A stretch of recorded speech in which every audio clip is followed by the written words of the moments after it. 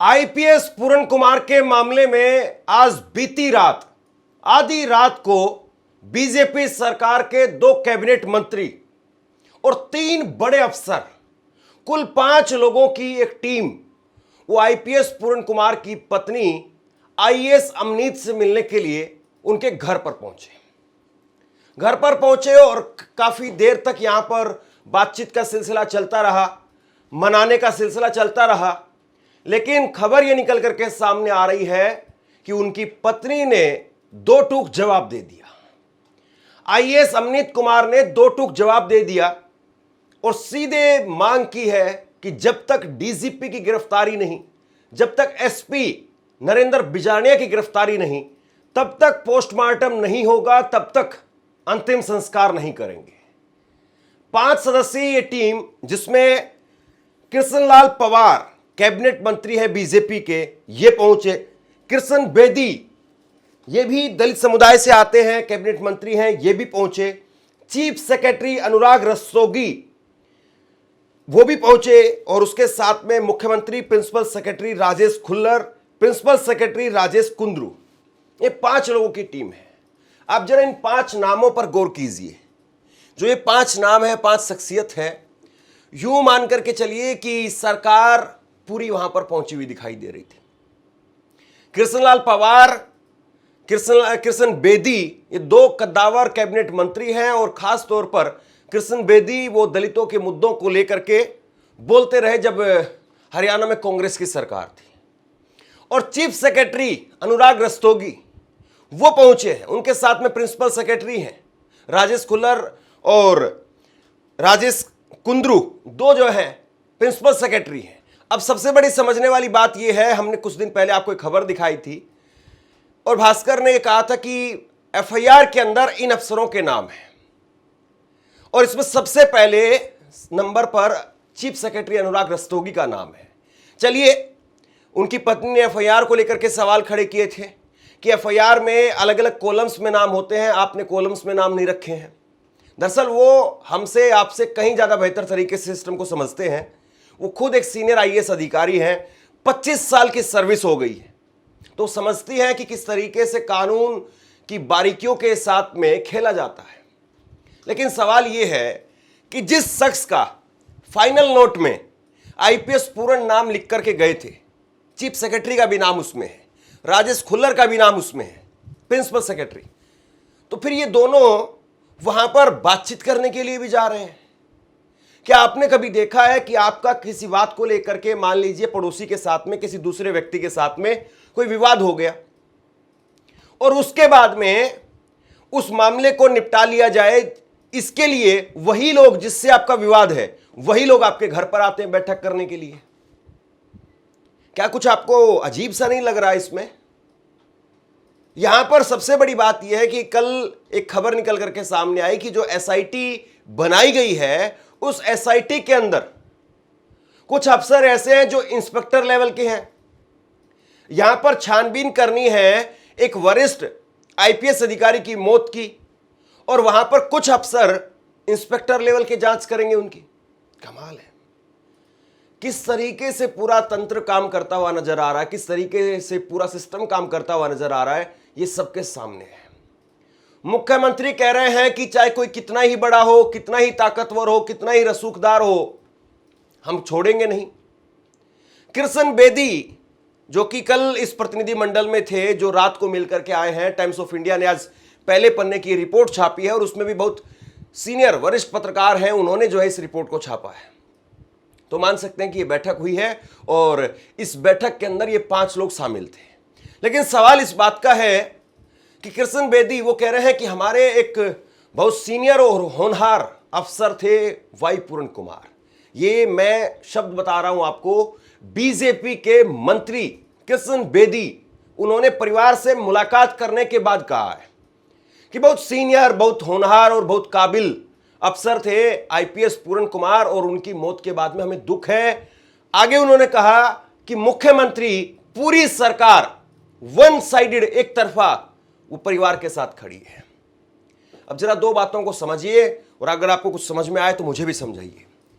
आप एक तरफ कह रहे हैं कि बहुत काबिल थे, बहुत होनहार थे, बहुत वरिष्ठ थे, हर तरीके से आप अच्छा बता रहे हैं आईपीएस पूरन को। तो फिर आईपीएस पूरन ने जिन पर आरोप लगाए हैं उन पर कार्रवाई से आपको कौन रोक रहा है? समझने वाली बात है या नहीं है? दूसरी समझने वाली बात यह है कि सरकार यह कह रही है, मंत्री का खुद का स्टेटमेंट है और ऑन रिकॉर्ड कैमरे पर स्टेटमेंट है, मीडिया से बात करते हुए उन्होंने स्टेटमेंट दिया है। उन्होंने कहा है ऑन रिकॉर्ड कि सरकार, मुख्यमंत्री वन साइडेड परिवार के साथ है। अगर वन साइडेड परिवार के साथ पूरी सरकार खड़ी है तो जो आरोपी हैं, डीजीपी हैं, एसपी हैं, उनके साथ कौन खड़ा है? उनको बचा कौन रहा है? वो गिरफ्तार क्यों नहीं हो रहे हैं? वो अपने पदों से हट क्यों नहीं रहे हैं? सवाल तो इस बात का है कि आप मीडिया के सामने जो बोल रहे हैं क्या वही हकीकत है या हकीकत कुछ और है? कल कैबिनेट की बैठक हुई, कैबिनेट की बैठक थी जिसमें कई सारे फैसले लिए जाने थे और खुद मंत्री ने यह कहा है ऑन रिकॉर्ड कैमरे पर, मैं कुछ भी अपनी तरफ से नहीं बोल रहा हूं क्योंकि ये ऐसे मामले हैं, ऐसे पेचीदा मामले हैं, इन मामलों में अपनी तरफ से बोलना मतलब आप समझते हैं कि कितना जोखिम भरा है, खतरे से खाली नहीं है। इसलिए मैं एक एक शब्द जो है वो कोट करके बोलता हूं कि मंत्री ने यह कहा और अफसर ने यह कहा है, और बिटवीन द लाइन जो है उसको आप समझिए। फिर मंत्री ये कह रहे हैं कि कल हमारी कैबिनेट की बैठक थी और कल कैबिनेट की बैठक को हमने आईपीएस पूरन की वजह से रद्द कर दिया। सब कुछ आप आईपीएस पूरन के लिए कर रहे हैं, वन साइडेड आप आईपीएस पूरन के साथ खड़े हैं, वही आप उसको बहुत होनहार काबिल अफसर मान रहे हैं, आप कैबिनेट की बैठक स्थगित कर देते हैं, आप ये भी कहते हैं कि इससे बड़ा डेलीगेशन नहीं हो सकता है कि 2 कैबिनेट स्तर के मंत्री और उसके साथ में चीफ सेक्रेटरी वो जा रहे हैं, इससे बड़ा डेलीगेशन नहीं हो सकता है। तो सवाल ये है साहब कि फिर इस मामले में अभी तक गिरफ्तारी, जांच आगे क्यों नहीं बढ़ पा रही है? अभी तक जो हमें दिखा है, जो हमें पता है, उसमें सिर्फ एक ही कदम दिखाई देता है। फाइनल नोट के आधार पर उनकी पत्नी ने चंडीगढ़ के सेक्टर 11 में अपनी शिकायत दर्ज करवाई, शिकायत दर्ज की गई और उसके बाद में चीफ सेक्रेटरी का नाम है, डीजीपी का नाम है, पूर्व 2 डीजीपी हैं उनका नाम है, कई आईपीएस अधिकारी हैं उनका नाम है, वो ले लिया गया है। लेकिन अभी तक एक्शन के नाम पर कुल जमा सिर्फ रोहतक के एसपी नरेंद्र बिजारनिया, उनको हटाया गया है। उनकी जगह पर सुरेंद्र भौरिया, दूसरे एसपी साहब को लगाया गया है। लेकिन परिवार के लोग और कमेटी वो ये कह रहे हैं कि हमारा मकसद एसपी नरेंद्र बिजारनिया को हटाना नहीं है, हमारा मकसद है कि इसको बर्खास्त किया जाए, बर्खास्त करके गिरफ्तार किया जाए, हमारा मकसद ये है। दरअसल नाम तो बहुत सारे हैं, नाम तो 15 है, लेकिन 2 की चर्चा क्यों है? ये भी सवाल जो कमेटी के लोगों से पूछा गया। पत्रकारों ने यह सवाल भी किया कमेटी के लोगों से। परिवार की तरफ से एक 30 सदस्यीय कमेटी बनाई गई है और उस 30 सदस्यीय कमेटी से पत्रकारों ने पूछा कि जब बाकी और भी नाम है, 15 लोगों के नाम है, 15 आईपीएस अधिकारी हैं, तो 2 नामों के पीछे आप क्यों पड़े हुए हैं? डीजीपी का नाम और एसपी नरेंद्र बिजारनिया का नाम, इन दोनों के पीछे, ये 2 शख्स हैं, इन दोनों शख्सों के पीछे ये आप क्यों पड़े हुए हैं? दरअसल इसकी जो शुरुआत है, इसकी जो कहानी है वो 6 तारीख से शुरू होती है, यानी उनकी मौत से 24 घंटे पहले 6 तारीख को रोहतक के अर्बन स्टेट थाने के अंदर एक एफआईआर दर्ज की जाती है और वो एफआईआर दर्ज की जाती है आईपीएस पूरन के गनर के ऊपर, सुशील के ऊपर, और उसमें कहा गया कि आईपीएस पूरन के गनर सुशील जो कि पीएसओ हैं, वो किसी शराब कारोबारी से पैसा मांग रहे थे, मंथली मांग रहे थे 2.5 लाख रुपए। अब ये जब नाम निकल करके सामने आया, एफआईआर की गई, उस एफआईआर में आईपीएस पूरन का नाम निकल करके सामने आया, तो उन्होंने सीधा फोन किया एसपी रोहतक को अपनी बात कहने के लिए, अपनी तरफ से अपना पक्ष कहने के लिए, लेकिन इन्होंने फोन नहीं उठाया। फिर डीजीपी को फोन किया, डीजीपी ने बात को टाल दिया और अब जो है पत्नी, परिवार और ये कमेटी की तरफ से कहा जा रहा है कुल मिलाकर के एक जिंदा दिल इंसान को, एक ईमानदार इंसान को उनको फंसाने की तैयारी थी और इसलिए उन्होंने फिर अपनी जान दे दी। सबसे बड़ा सवाल यह है कि इस मामले को लेकर के अभी तक अभी तक डीजीपी की गिरफ्तारी नहीं हुई है और ऐसा भी नहीं कहा जा सकता है कि डीजीपी अगले 10 घंटे में 5 घंटे में शर्तिया तौर पर वो अपना पद छोड़ देंगे या वो छुट्टी पर चले जाएंगे। बहुत बार खबरें निकल करके आती हैं कि आज रात को हो जाएगा। कल बहुत सारे लोगों ने कहा कि आज रात को डीजीपी को हटा दिया जाएगा, लेकिन रात बीत गई, बात बीत गई, अभी भी जो के तो वो पद पर बने हुए हैं।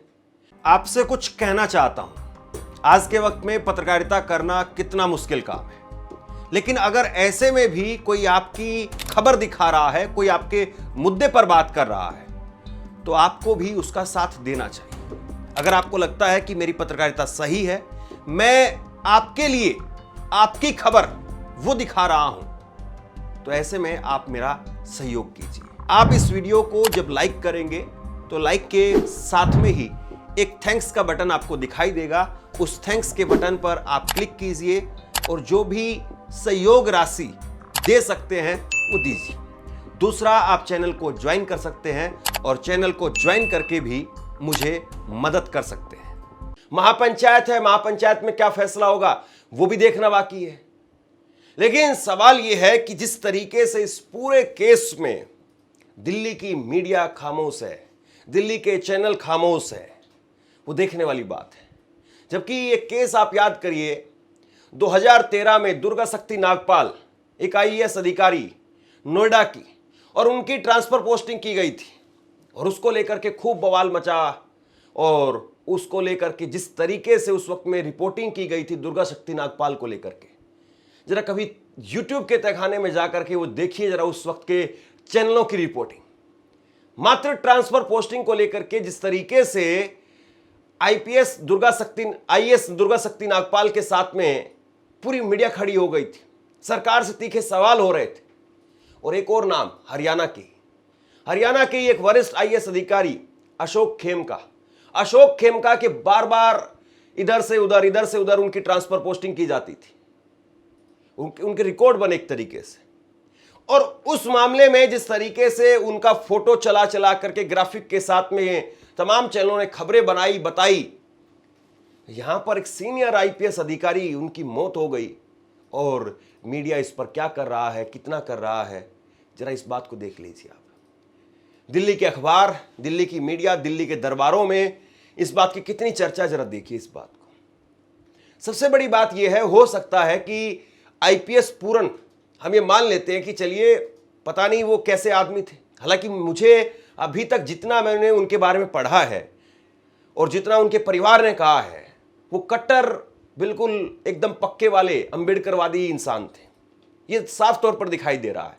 उनकी कोई फोटो नहीं है किसी नेता के साथ में झुकते हुए, गुलदस्ता देते हुए, उनकी शादी में, उनकी बेटी की शादी में, कहीं किसी प्रकार से किसी समारोह में किसी नेता के साथ में कोई नजदीकियां दिखाई नहीं दे रही है। जितना था वो सिर्फ अफसर और सरकार होने के नाते जो होता है, सिर्फ उतना।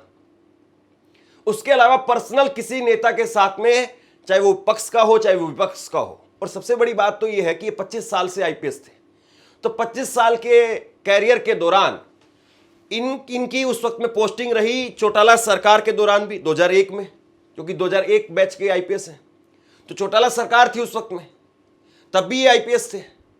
और उसके बाद में 10 साल भूपेंद्र सिंह हुड्डा की सरकार बनी, तब भी आईपीएस थे। 10 साल फिर उसके बाद में मनोहर लाल खट्टर रहे, और अब 1 साल से 1.5 साल से नायब सिंह सैनी है। यानी 4 मुख्यमंत्रियों के साथ में इन्होंने काम किया। और कृष्ण बेदी वो तो खुल करके इस बात को कह रहे हैं कि 2.5 साल तक इनकी पत्नी आईएएस अमनीत वो मेरे साथ थी, मेरे कार्य मंत्रालय में थी। आईएएस आईपीएस अधिकारी जो होते हैं, जो बड़े लेवल के होते हैं, बड़े पद के होते हैं या सीनियर होते हैं, वो अलग अलग मंत्रालयों में काम करते हैं, अलग अलग सरकारों के साथ काम करते हैं। ये चीफ सेक्रेटरी अनुराग रस्तोगी हैं, ये सीनियर आईएएस अधिकारी हैं, ये मुख्यमंत्री के चीफ सेक्रेटरी हैं। तो ये सबसे बड़ी बात है कि इतना एक ऐसा शख्स जो 4 मुख्यमंत्रियों के साथ काम कर चुका है, और एक ऐसा शख्स जिसको लेकर के अभी तक कोई कहानी सामने नहीं आ रही करप्शन की, तो फिर क्या वजह थी साहब कि सरकार जो है उसके पक्ष में दिखाई नहीं दे रही है या उसकी बात नहीं सुनी जा रही थी? क्या वजह थी इसकी? और चलिए मैं मान लेता हूं कि ये हो सकता है कि ऊपर से कुछ और हो और अंदर से कुछ और हो, और हो सकता है कि बहुत करप्ट इंसान हो, करप्शन करने वाले अफसर हो, तो फिर ऐसे अफसर को सरकार ने क्यों छोड़ा हुआ था? यह मान लेते हैं कि शत्रुजीत, हालांकि जिनको लेकर के विपक्ष के तमाम नेता कह रहे हैं कि इनके हाथ खून से सने हुए हैं, लेकिन मैं मान लेता हूं कि बहुत अच्छे आदमी हैं और बहुत अच्छे अफसर हैं। इनको जबरन फंसाया जा रहा है। एसपी नरेंद्र बिजारनिया, इनको भी जबरन फंसाया जा रहा है। बहुत भले और बहुत शरीफ आदमी हैं, बहुत भले और बहुत शरीफ अफसर है। तो कम से कम ये तो पता चले कि यहां पर शरीफ कौन है, बदमाश कौन है, फंसा कौन रहा है, फंस कौन रहा है, कौन किसके आगे है, कौन किसके पीछे है। कम से कम ये साफ तो हो। 6 दिन बीत गए और साहब ये समझ में नहीं आ रहा है कि सरकार किस तरीके से काम कर रही है। अभी तक पोस्टमार्टम तक नहीं हुआ है, अंतिम संस्कार नहीं हुआ है। और ये क्या हल्की बात है, क्या छोटी बात है क्या? 6 घंटे अगर किसी का शव रखा रह जाए तो त्राहिमाम त्राहिमाम मच जाता है, कोहराम मच जाता है। 6 घंटे, यहां तो 6 दिन बीत गए साहब। प्रधानमंत्री की रैली है अगले 5 दिनों में।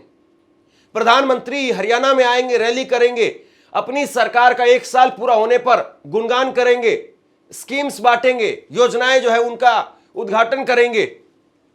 लेकिन ये आईपीएस पूरन का पत्र उन तक पहुंचा या नहीं पहुंचा है? जो 8 पन्ने का उनका फाइनल नोट था, क्या वो मोदी साहब तक पहुंचा है या नहीं पहुंचा है? क्या मोदी साहब इस मामले में खुद एक्शन ले रहे हैं, नहीं ले रहे हैं, दिलचस्पी ले रहे हैं या नहीं ले रहे हैं? क्या अमित शाह, ये आईएएस आईपीएस अधिकारी जितने भी होते हैं वो सीधे हैं तो केंद्र सरकार के ही, तो वो मोदी जी हो चाहे अमित शाह जी हो, वो एक्शन ले रहे हैं नहीं ले रहे हैं? सवाल इस बात का है। जिस तरीके से इस मामले के अंदर अभी तक एक्शन के नाम पर सिर्फ एसपी को हटाना हुआ है, क्या आपको लगता है कि डीजीपी की कभी गिरफ्तारी होगी या डीजीपी की कभी अपना पद छोड़ेंगे? कहा जा रहा है कि वो इस बात को लेकर के अड़े हुए हैं शत्रुजीत कि मैं छुट्टी पर तो चला जाऊंगा लेकिन गिरफ्तार नहीं होऊंगा। यह भी कहा जा रहा है कि मैं छुट्टी पर चला जाऊंगा लेकिन किसी को आप मेरी गैर हाजिरी में किसी को आप पूर्णकालिक डीजीपी नहीं बनाएंगे। अब बताइए सरकार की चल रही है या अधिकारियों की चल रही है? हालांकि ये सारी बातें ऑफ द रिकॉर्ड आ रही सामने, क्योंकि कोई भी इतने बड़े अफसरों के खिलाफ ऑन रिकॉर्ड आकर के कुछ बोलने के लिए तैयार नहीं होगा। लेकिन ये पब्लिक है, ये पब्लिक सब जानती है।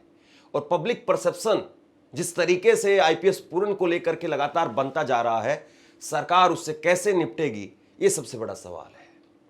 इस मामले पर लगातार मेरी नजर बनी हुई है। जैसे ही कोई बड़ी अपडेट निकल करके सामने आएगी तुरंत आपको बताने का काम करूंगा। और इस खबर को शेयर कीजिए। आप क्या सोचते हैं नीचे कमेंट बॉक्स में लिख करके जरूर बताइए। धन्यवाद।